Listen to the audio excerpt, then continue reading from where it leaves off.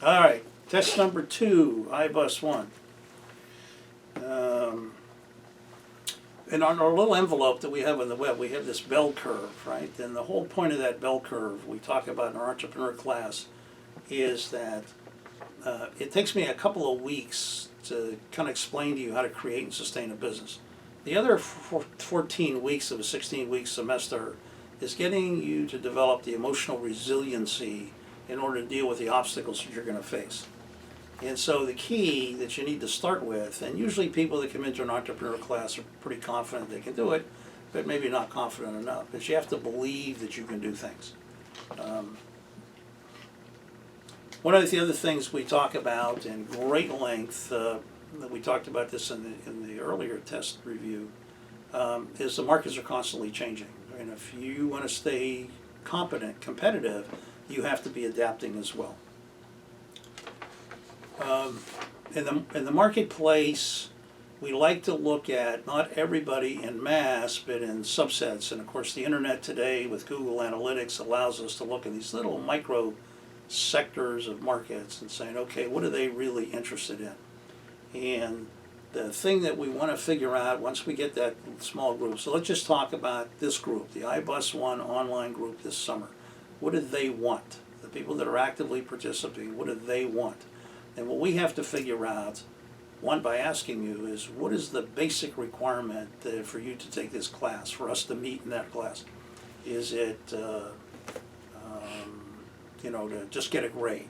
Is it to learn something? It depends on what it is. And so we're constantly surveying students to find out what do they want, what their needs are. And it changes from semester to semester, and we constantly try to address. We spend a lot of time surveying our students. Now, if you go on Rate My Professor, interestingly enough, they give you maybe 10 or 12 different things that you can rate a professor on, right? Okay, so if let's say I've had 1,000 students, I think there's maybe 15 people that have posted on Rate My Professor. So who are the people that post on Rate My Professor? Well, usually they're the people that have not been happy, right? Because they're going to speak out. And that's great, because if people speak out, we can see that, and then we can say, okay, would rather them not do it on Rate My Professor, they can just tell us directly. But if they speak out and tell us, hey, this isn't working for me, we can adapt to that. If people don't give you feedback, then it's a little harder to develop that. So we take a really active role in surveying people because we're obsessive about understanding what our customer, the student, is interested in. As you can see, we've put a lot of time and energy into these videos, right? You see the green screen behind me. Am I standing in the right spot? Mm-hmm. Am I to the side so you can put things behind? Oh, because we're not doing that. Mm-hmm. Okay. So we have all these mechanisms that we use for doing these videos based on feedback that we've received from students. We apply a lot of technology to try to make our product, which is simply contact, and the delivery of that contact more advantageous to our customer, the student. We believe that's a strategic advantage when you compare our class to maybe some other classes. This is really important. So, and I'm going to again talk about the interns that we work with, right? One of the things that we talk about over and over and over again is, I'm 73 years old, right? My students are generally speaking not 73. They're different generations, they have different life experiences, and all that life experience is important. So if I want to understand what my students are thinking or how they're receiving my content, the best thing for me is to sit here every Sunday afternoon with my Sunday group, which is my college students, and we sit here and talk about what went on in class, what did you like, what didn't you like, right? I'm trying to learn from them, and they have some great ideas. These videos is a great example, and standing to the side so we can put the assignment to the side. It's another student idea, right? I much prefer creativity versus compliance. We have some general compliance issues. You kind of have to participate in the class, and you can't be disrespectful to other people, but other than that, we're interested in ideas. So we published on the web. I'm sure we have all the laws on the web, do we not, June? Patrick's Law, Mucci's Law, Mike's Law. That's all on the website? It's on Management 80. Now, what about IBUS 1? Because there's a question for it. Maybe there is, but Well, then you better get it out to them. okay. Because this next question has to do with our laws, our business laws. And we'll need to make sure that you get set up on that site so that it's there for you. And, okay, here's another one. Here's another good one. So I know this is covered on the site. In the international business world, the thing that makes it so different is that when you grow up in a homogeneous environment, you can never leave that environment. Everybody you're dealing with is kind of the same.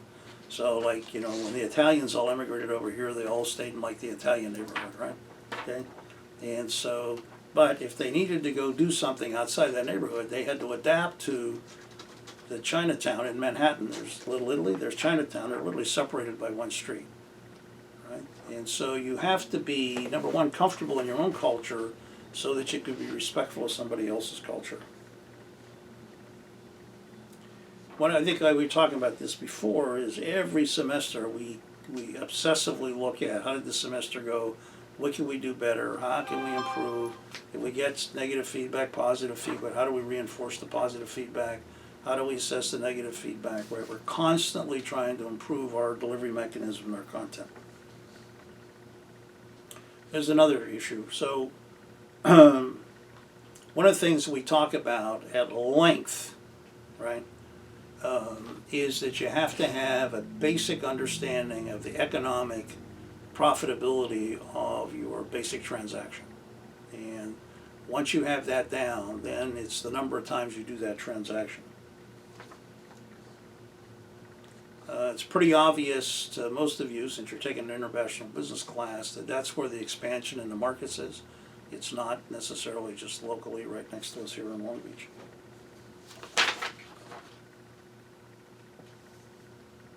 Here's another, this is a great question. So the question is, cycle time reduction gives life to productivity. Okay, so cycle time is how long does it take us to produce this video and get it up on the web, right? When we first started, it took us probably twice as long as it's taking us now, right? And so I'm paying people to do that. My cost just went in half, minus whatever investment I had to make in some equipment. And we constantly are working on how do we make that more efficient, more efficient, more efficient, and more aligned with what our customers want, the students. Okay, so this is a great one. So I'll give you the question and I'll answer it a different way. Providing customer value beyond just a coffee. No. Many customers are looking for more value than a simple cup of coffee at the lowest price. Okay, it's a true or false question. It's a great question. Did I come up with that one? It's a great question. So let's talk about you, the student. When you take a class, is there something you'd like to have other than I just give you, here's a book to read, here are the PowerPoints, read them, here's the test, take them. I think they call that a book Nazi. And the feedback that I've received from most students is they don't like that they want more stuff like this, with us chatting about doing things, right? Providing customer value beyond that cup of coffee is called utility, right? And that's all the things that we're doing here in these videos, trying to make this a better experience for you, is called utility. We've covered that. Oh, this is a great question. I'm even going to imply the answer here. This is a great question. I'm impressed with myself here that I have this as a question. In stewardship means I'm responsible for the people under my steward. I'm responsible. If I'm on a ship and I'm the captain, I'm responsible for the ship and crew, not the other way around. And so in stewardship, no one should be able to make a living simply by planning, watching, controlling, or evaluating the actions of others. So a lot of us have a high contempt, including my wife, for what we call administrators. People that simply add up numbers and say, this is not working, do this. But they don't understand the basic transaction. And there's a big shift in healthcare now to corporalization, which is causing a lot of pushback, a lot of heartburn, right? And so I'm not a particular big fan of administrators. I'm a big fan in Go find the smartest people, give them the resources they need, and then get out of the way. Create a nurturing environment for them.